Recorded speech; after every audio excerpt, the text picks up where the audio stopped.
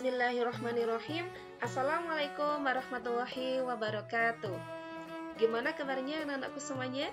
Semoga semuanya dalam kondisi sehat, iman Islam senantiasa ada dalam diri kita, dan juga semuanya dalam lindungan Allah Subhanahu wa Ta'ala. Serta ibadah di bulan Ramadan ini semakin semangat dan juga diberkahi oleh Allah sehingga kita mencapai gelar takwa. Amin ya rabbal alamin. Untuk mulai ya pada pelajaran kali ini malah kita awali dengan berdoa terlebih dahulu. Berdoa dimulai. Berdoa selesai. Untuk menambah semangat ya untuk mempelajari sosiologi ini, marilah kita awali dengan jargon sosiologi bersama-sama. Jangan lupa kalian semangat dengan gerakan dan juga senyuman ya. 1 kata untuk sosiologi, yes. 3 kata untuk sosiologi, sebaik-baik manusia. 4 kata untuk sosiologi, bermanfaat bagi orang lain. Oke. Pada pertemuan kita kali ini, kita masih akan membahas bab yang sama, yaitu materi integrasi sosial. Setelah pertemuan sebelumnya, kita sudah membahas integrasi sosial, ya, lebih ke kaitannya, yaitu menerapkan metode penelitian untuk menyelesaikan konflik dan kekerasan. Untuk pertemuan kali ini, kita akan membahas, yaitu masih dalam pemetaan konflik, ya, menurut Amr Abdallah. Kemudian pengertian integrasi dan juga faktor pendukung dan penghambat integrasi sosial. Oke, pada pertemuan sebelumnya kita sudah membahas ya teknik pemetaan konflik, yaitu menurut Ware dan Bartos. Jadi agar kita dapat menyelesaikan konflik maka perlu dipetakan ya. Maka di sini kita akan membahas bagaimana teknik pemetaan konflik menurut Amr Abdallah, atau lebih disingkat dengan Sipabio. Jadi Amr Abdallah ini adalah seorang sosiolog ya dari United Nations University Corpus ya. Dan sekarang kita akan membahas satu persatu. Jadi Sipabio itu singkatan dari bahasa Inggrisnya. S-nya itu adalah source atau sumber konflik, I-nya itu adalah issues atau isu-isunya. Kemudian P itu adalah parties atau pihak yang berkonflik.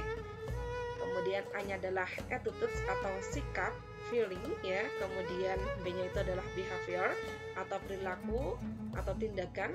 Kemudian intervention atau campur tangan pihak lain, dan O-nya itu adalah outcome atau hasil akhir. Kita akan bahas satu per satu. Jadi sumber konflik ya itu berbeda-beda ya. Jadi yang melahirkan tipe-tipe konflik itu akhirnya akan berbeda pula ya. Sumber konflik tersebut bisa muncul dari hubungan sosial, nilai-nilai ya seperti identitas dan agama, ataupun dominasi struktural. Jadi dengan kita mengenali sumber konflik, maka akan lebih mudah untuk merumuskan langkah-langkah penyelesaiannya seperti apa. Kemudian yang kedua adalah isu ya. Jadi isu ini menunjuk pada saling keterkaitan, tujuan-tujuan yang tidak sejalan di antara pihak yang bertikai. Isu ini dikembangkan oleh semua pihak yang bertikai dan pihak lain yang tidak teridentifikasi tentang sumber-sumber konflik. Dan yang ketiga yaitu adalah pihak. Pihak yang berkonflik ini adalah kelompok yang berpartisipasi ya dalam konflik, baik pihak konflik utama ya yang langsung berhubungan dengan kepentingan, maupun pihak kedua atau sekunder yang tidak secara langsung terkait dengan kepentingan, dan pihak ketiga atau tersier yang tidak berhubungan dengan kepentingan konflik. Pihak tersier inilah yang kemudian sering dapat dijadikan sebagai pihak netral untuk mengintervensi konflik ya. Jadi seperti yang sudah dibahas pada bab sebelumnya ya terkait dengan faktor penyebab konflik, salah satunya adalah karena adanya kepentingan yang berbeda ya. Jadi kalau di sini terkait dengan pihak tersier ya, ini bisa saja dia menjadi pihak netral yang kemudian nanti bisa membantu menyelesaikan konflik ya. Nanti kita akan membahas ya terkait dengan upaya akomodasi. atau upaya penyelesaian konflik ya, yaitu ada arbitrase ya, kemudian mediation dan juga kemudian konsiliasi. Itu semuanya adalah melibatkan pihak yang ketiga atau pihak tersier dalam menyelesaikan sebuah konflik. Kemudian yang keempat yaitu sikap ya. Jadi sikap di sini itu adalah perasaan dan persepsi yang mempengaruhi pola perilaku konflik ya. Jadi sikap ini bisa muncul dalam bentuk yang positif maupun negatif bagi konflik ya. Dan kita tahu bahwa masyarakat Indonesia itu adalah masyarakat yang majemuk dan berusaha sekarang lagi mau menuju ke masyarakat multikultural ya, insya Allah. Dan yang namanya masyarakat majemuk ya, itu adalah masyarakat yang beraneka ragam ya, dan kemudian memang dibiarkan apa adanya. Maka di dalam masyarakat atau kelompok-kelompok masyarakat pasti ada suatu sikap-sikap ya. Ada sikap apa? Masih ingat ya, ada primordial ya, ada chauvinisme, ada kemudian seksisme, ada kemudian stereotip, marginal, subordinasi, diskriminasi ya, dan lainnya ya. Dan itu semuanya akan menggiring atau mengarah kepada konflik ya, gitu. Kemudian yang kelima yaitu perilaku atau tindakan ya. Perilaku adalah aspek tindak sosial dari pihak berkonflik, baik muncul dalam tindakan tanpa kekerasan atau namanya non-coercive action maupun penggunaan kekerasan atau coercive action. Kemudian yang keenam yaitu campur tangan pihak lain atau intervensi ya. Jadi intervensi ini adalah ya adanya tindakan sosial dari pihak netral yang ditujukan untuk membantu pihak-pihak yang terlibat dalam konflik agar dapat segera menemukan penyelesaian terbaik, atau pihak yang membantu ya, seperti yang sudah disampaikan tadi, yaitu pihak tersier ya, atau pihak yang kemudian akan membantu menyelesaikan konflik. Dan yang ketujuh adalah hasil akhir atau outcome ya. Jadi outcome ini merupakan dampak dari berbagai tindakan pihak-pihak berkonflik dalam bentuk situasi atau kondisi masyarakat. Oke, sudah bisa dipahami ya. Oke, kemudian kita akan lanjut ya. Jadi kita akan membahas ya. Setelah kita memetakan konflik, maka langkah berikutnya adalah memahami dinamika konflik agar dapat menentukan kira-kira pada tahap mana tindakan intervensi atau penanggulangannya mulai dapat dilakukan ya. Jadi menurut Simon Fisher ya, dalam Susan 2009, tahapan dinamika konflik ini meliputi 4 ya. Yang pertama yaitu prakonflik. Jadi prakonflik ini adalah periode pada saat terdapat suatu ketidaksesuaian sasaran di antara dua pihak atau lebih, sehingga timbullah konflik. Nah, konflik masih relatif tersembunyi dari pandangan umum, meskipun satu pihak atau lebih mungkin telah mengetahui potensi terjadinya. Nah, pada tahap ini biasanya terdapat ketegangan hubungan di antara sejumlah pihak dan keinginan untuk menghindari kontak satu sama lainnya ya. Ini masih tahap pra ya, dan biasanya tadi ya, jadi saling menghindari kontak satu sama lainnya. Yang kedua yaitu konfrontasi. Nah, tahap konfrontasi adalah tahap di mana konflik mulai terbuka. Jika hanya satu pihak yang merasa ada masalah, mungkin para pendukungnya berangsur melakukan aksi demonstrasi atau perilaku konfrontatif lainnya. Nah, arena pertikaian atau kekerasan pada tingkat rendah lainnya terjadi di antara kedua belah pihak ya. Kemudian yang ketiga yaitu krisis merupakan puncak konflik. Nah, di sini ya, di tahap krisis ya, konflik itu akan pecah menjadi bentuk aksi-aksi kekerasan yang dilakukan secara intens dan melibatkan sejumlah besar orang atau secara massal. Nah, konflik skala besar ini biasanya merupakan periode perang ya, dan ketika orang-orang dari kedua belah pihak terbunuh dan terjadi kerusakan harta benda yang parah ya. Maka setelah beberapa waktu, maka tingkat kekerasan lazimnya atau biasanya mulai menurun dan muncullah inisiatif untuk menyelesaikan konflik ya. Kemudian yang keempat yaitu pasca konflik. Nah, ini Jadi pasca konflik ini terjadi ketika situasi konflik sudah diselesaikan dengan cara mengakhiri berbagai konfrontasi kekerasan, mengurangi ketegangan, sehingga hubungan berangsur pulih kembali antara pihak-pihak yang semula berkonflik, ya. Oke, itu ya terkait dengan materi bagaimana ya terkait dengan metode penelitian dalam untuk menyelesaikan sebuah konflik.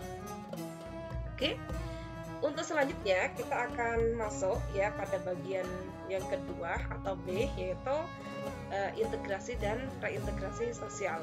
Dan pada pertemuan kali ini kita akan membahas yaitu pengertian ya dan juga faktor pendukung dan penghambatnya. Yang pertama kita akan membahas pengertian ya dan syarat berlangsungnya integrasi sosial. Yang pertama ya, pengertian menurut Maurice Duverger ya. Jadi integrasi itu adalah suatu usaha untuk membangun interdependensi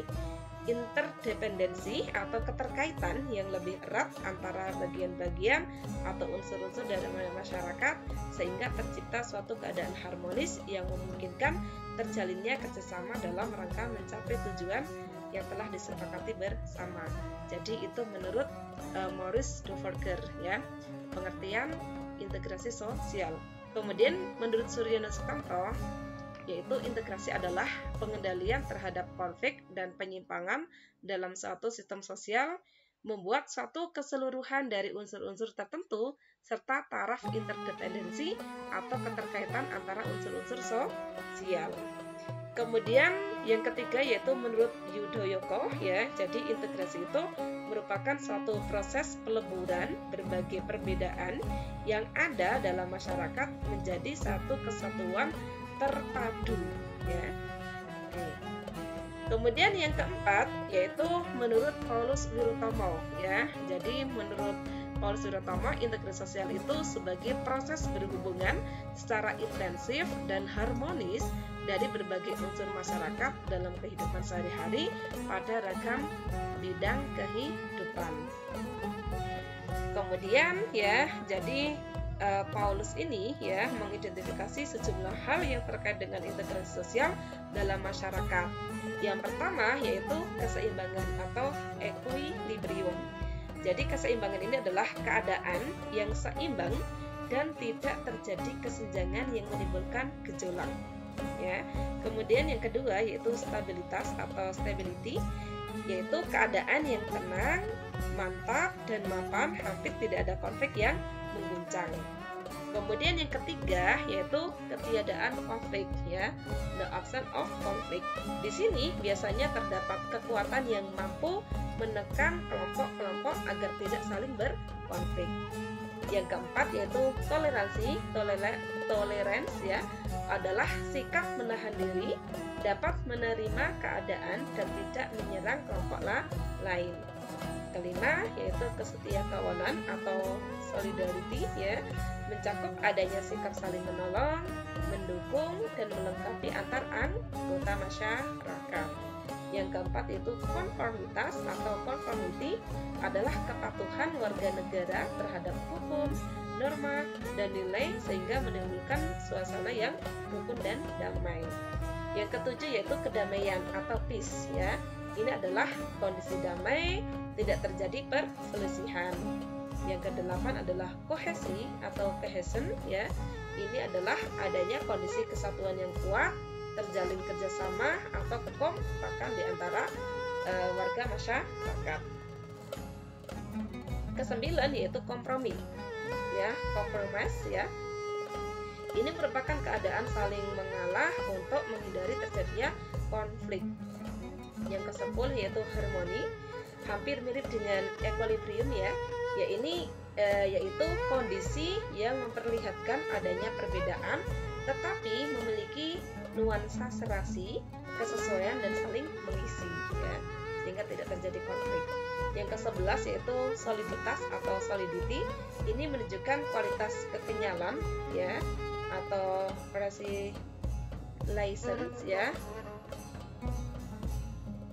resilience ya, atau daya tahan integrasi sehingga tidak mudah diguncang atau diprovokasi oleh pihak manapun. Yang ke-12 adalah sinergi, di mana semua pihak dengan mengesampingkan perbedaan penggabungan kekuatan masing-masing untuk menghasilkan kekuatan yang berlipat ganda demi tercapainya integrasi atau tujuan bersama. Oke ya.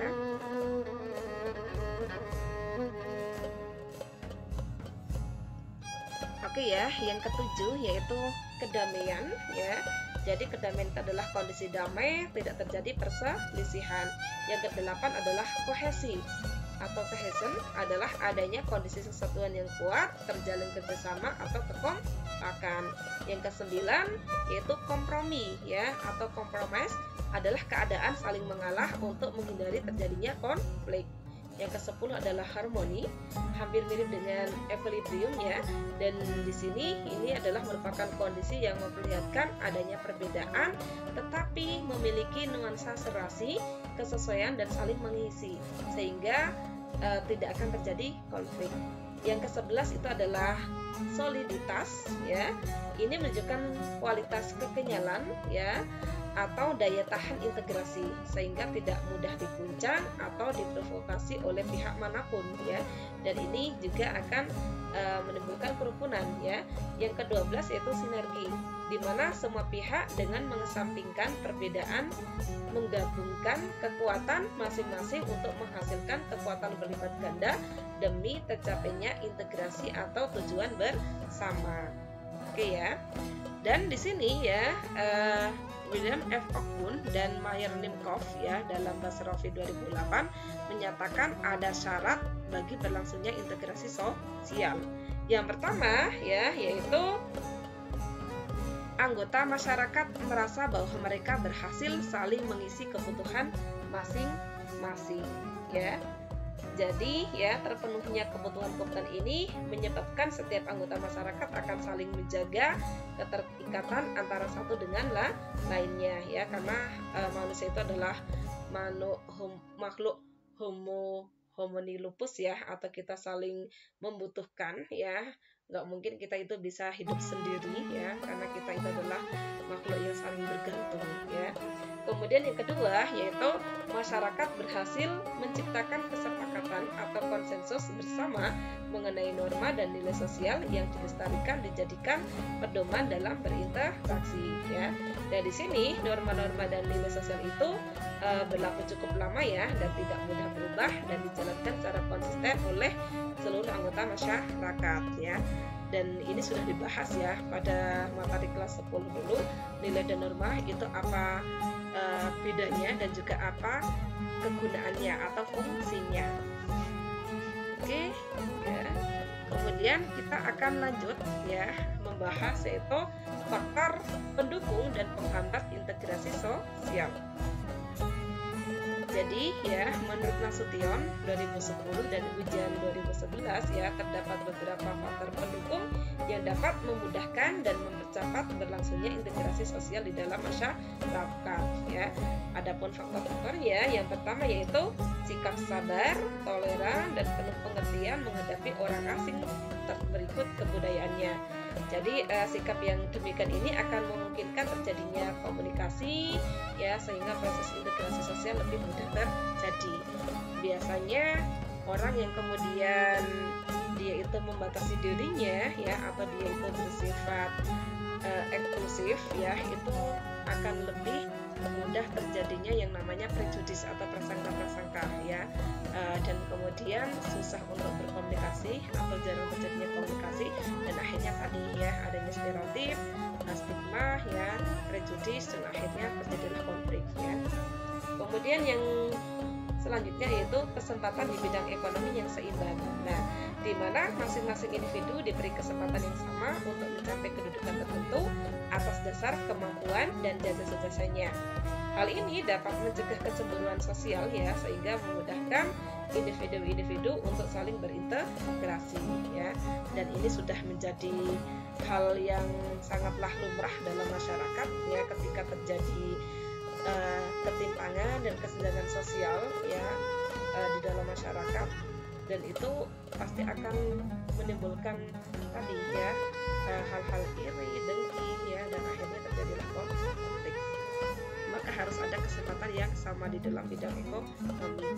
Kemudian ya, yang ketiga yaitu sikap terbuka golongan penguasa sehingga meniadakan kemungkinan diskriminasi. Nah, sikap yang dimaksud ini ya dapat diwujudkan dengan memberikan kesempatan yang sama bagi golongan yang minoritas untuk memperoleh pendidikan, pemeliharaan kesehatan, penggunaan fasilitas-fasilitas umum dan juga sebagainya ya. Jadi ini akan menimbulkan yang namanya integrasi ya, jelas ya, karena tidak ada yang namanya diskriminasi terhadap kelompok tertentu.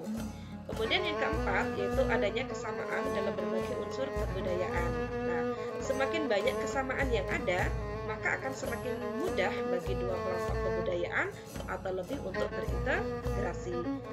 Sebab ya persamaan itu akan memiliki kecenderungan untuk mempersatukan. Akan tetapi meskipun kita berbeda-beda ya kebudayaan, tapi kita harus bisa saling menghargai, menghormati ya, atau ada juga toleransi sehingga akan menimbulkan integrasi tadi.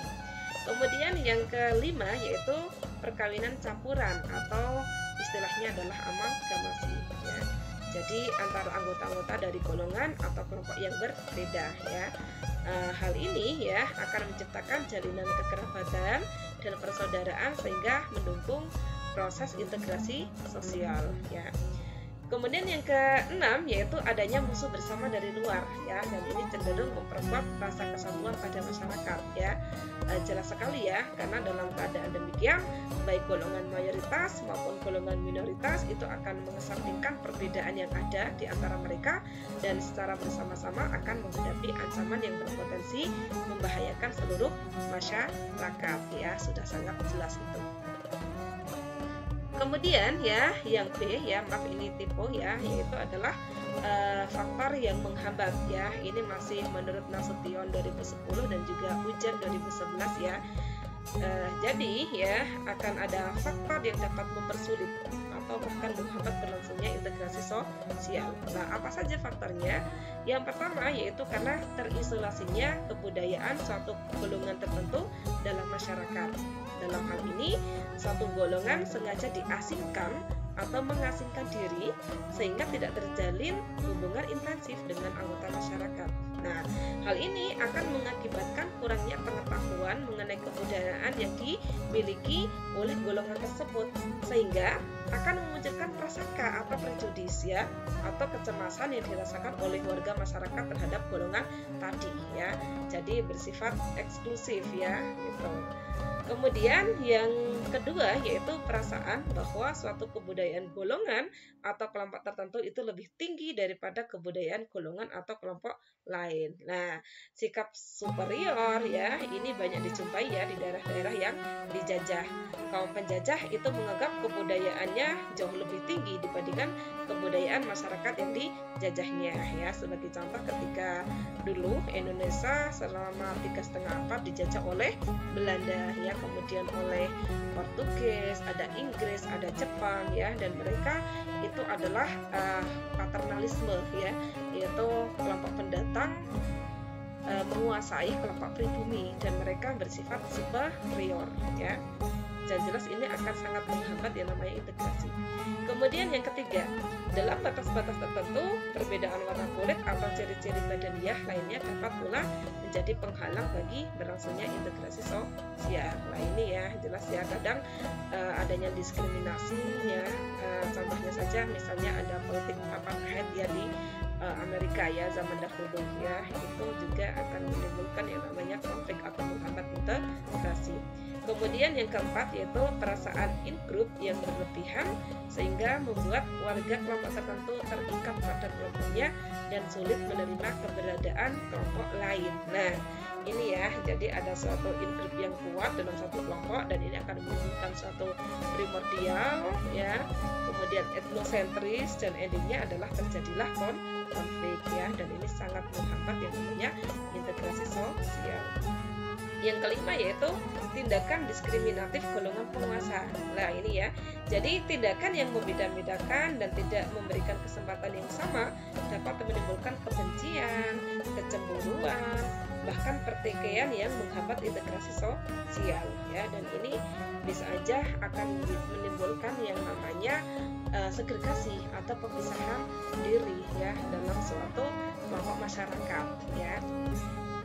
Yang keenam ya atau terakhir yaitu perbedaan kepentingan dan pertentangan pribadi antar warga kelompok yang akhirnya bisa berujung pada pertentangan antar kelompok. Nah ini jelas ya, seperti yang sudah dibahas ya, yaitu salah satu penyebab konflik yaitu karena perbedaan kepentingan ya. Dan di sini ketika dari kepentingan pribadi antar warga kelompok itu sudah berbeda ya, dan ini akan bisa berujung pada pertentangan antar kelompok endingnya ya, dan akan memperhambat terjadinya proses integrasi sosial ya.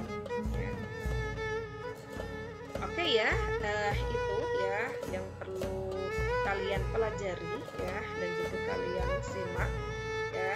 Dan kemudian jangan lupa akan ada tugas ya, yaitu tugasnya mudah sekali, yaitu cukup dicatat di buku catatan baik pertemuan yang kemarin maupun yang sekarang ya.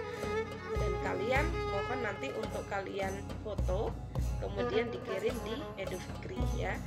Semangat ya, semoga bermanfaat untuk pelajaran kita kali ini, dan mohon maaf ketika banyak salah dan kekurangannya.